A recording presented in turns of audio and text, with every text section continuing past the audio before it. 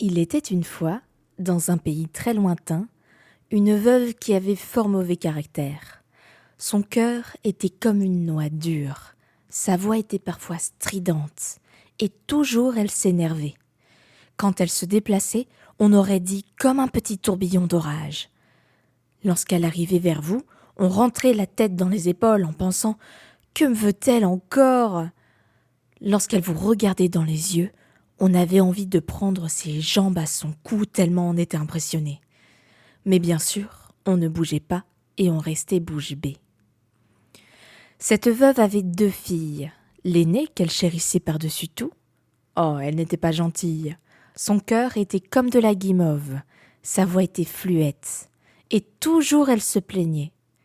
Et quand elle se déplaçait, on aurait dit une poule qui croyait que le soleil jouait dans ses plumes parce qu'elle était la plus belle.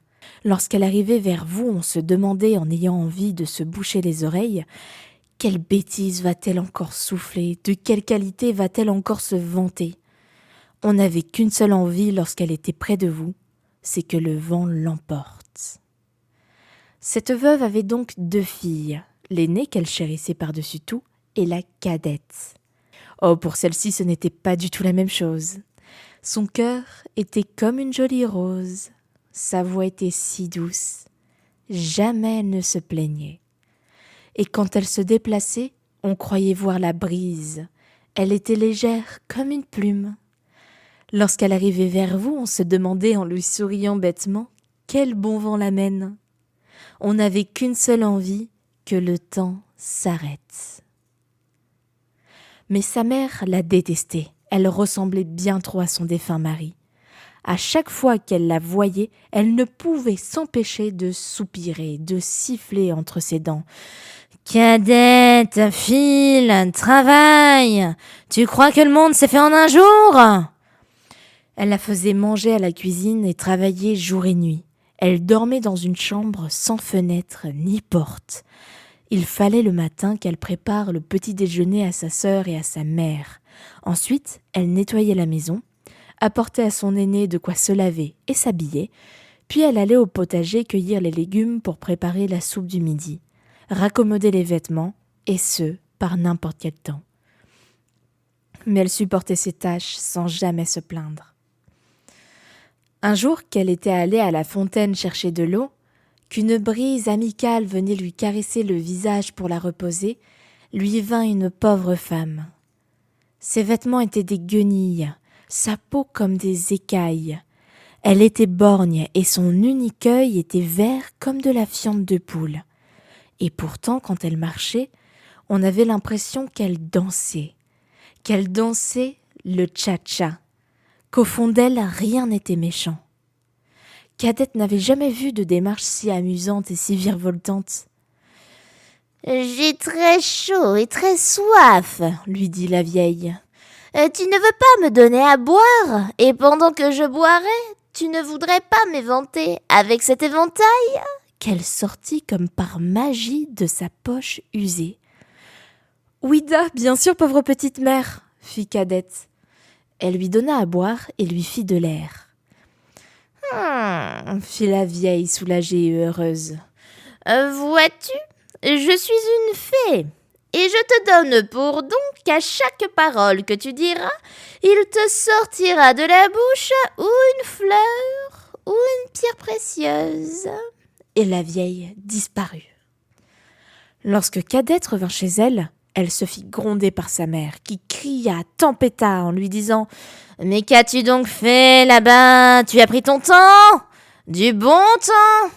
Pour la peine, tu dormiras dehors ce soir !»« Je vous demande pardon, ma mère, d'avoir si longtemps tardé. » Et en disant cela, il lui sortit de la bouche 2 roses, 2 perles et 2 gros diamants. « Que vois-je là ?» fit sa mère tout étonnée. « D'où te vient cela, Cadette ?»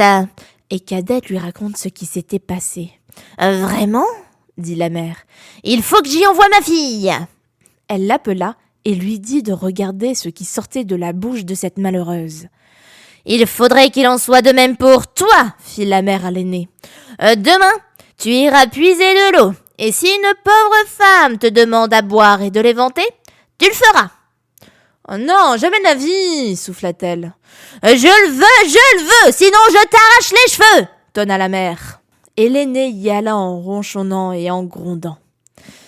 Elle ne fut pas plus tôt à la fontaine qu'elle vit arriver, portée par 2 petits zéphyrs sémillants, une dame richement vêtue. Elle lui demanda à boire et de l'éventer pendant qu'elle étancherait sa soif. Vous l'avez compris, esprit aussi rapide que le vent. C'était la même fée qui était apparue à Cadette, mais qui cette fois avait pris l'air et les habits d'une reine. L'aînée insolemment lui répondit « Est-ce que je suis venue ici pour vous donner à boire et vous éventer ?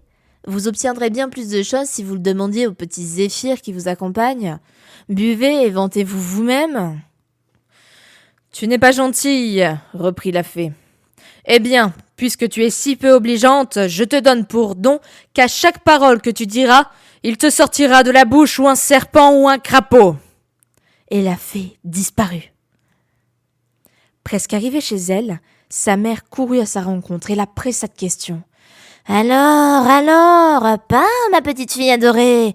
Comment cela s'est-il passé ? Parle, que j'admire ce qui sort de ta jolie bouche. » « Eh bien, mère, lui répondit l'orgueilleuse, et il sortit de sa bouche 2 vipères et 2 crapauds. « Oh, ciel !» s'écria la mère. « C'est de la faute de Cadette, j'en suis sûre. Elle me le paiera. » Et aussitôt, elle courut la battre. Les coups de trique s'abattirent sur le dos de Cadette comme personne ne peut l'imaginer. Profitant d'un moment où sa mère reprenait son souffle, elle s'échappa et trouva refuge au cœur de la forêt. Là, tout était calme. Mais Cadette savait que le soir venu, la peur viendrait la hanter. Et elle se mit à pleurer à chaudes larmes. Le fils du roi qui revenait de la chasse la rencontra, et la voyant si belle, lui demanda ce qu'elle faisait là toute seule, et surtout pourquoi elle pleurait. « Hélas, c'est ma mère. Elle me battait et je me suis enfuie, » répondit Cadette. Le fils du roi vit sortir de sa bouche 3 roses, 6 perles et 10 diamants. Aussitôt, il en devint amoureux et lui demanda si elle voulait l'épouser. Cadette, qui elle aussi était tombée amoureuse, lui dit « Oui. » Pour sa sœur, l'aînée, elle se fit tant haïr par sa mère qu'elle fut chassée de la maison. On dit qu'aujourd'hui, elle vit dans une grotte et qu'elle y élève des vipères longues comme des tentacules de pieuvres géantes et des crapauds gros comme des cochons. Voilà toute l'histoire, et je vous en souffle la morale. Les diamants et les pistoles peuvent beaucoup sur les esprits. Cependant, les douces paroles ont encore plus de force et sont d'un plus grand prix. Charles Perrault. À présent que vous avez entendu mon conte, je vais vous laisser. Mais si un soir un petit vent vient vous chatouiller l'oreille en vous chuchotant que je suis de retour, n'hésitez pas à venir écouter une nouvelle histoire. Il y en a tellement que le vent me souffle, tellement d'histoires, si vous saviez.